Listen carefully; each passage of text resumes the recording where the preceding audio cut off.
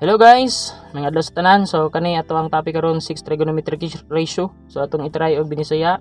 So ang opposite ni A nga side is 3, opposite ni B nga side si 4. Then adjacent ni A is 4, adjacent ni B is 3.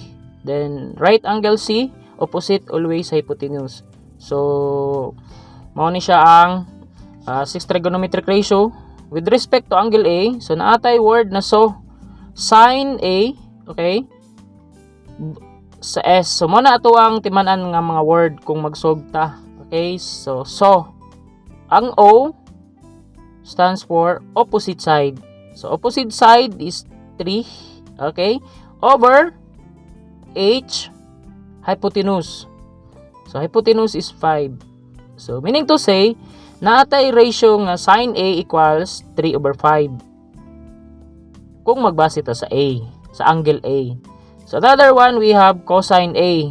So cosine sa angle A, so ang word diha is ka.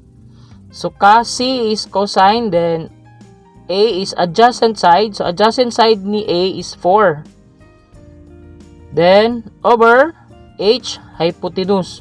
So 5. So iyang ratio sa cosine A is 4 over 5. Next, we have tangent A. So, towa ang word. So, towa sa math. Dili ni sa towa nga kanang gisabawan nga isda. So, towa O is opposite side. So, we have 3. Then, we have A is adjacent side. So, adjacent side, the A is 4. So, ang ratio sa tangent A is 3 over 4. Okay? So, next, another word, we have cow. C is cotangent of A. Then A is adjacent side. So adjacent side ni A or ni angle A is 4. Then we have opposite side or O, opposite side. So unsay opposite side ni 4? So 3. So kaya iyang ratio 4 over 3 sa cotangent A. Okay, so dali ra kayo, di ba? Pag binisayon lagi. How about number next nga word pala, siya. So S is secant, H is hypotenuse. So hypotenuse 5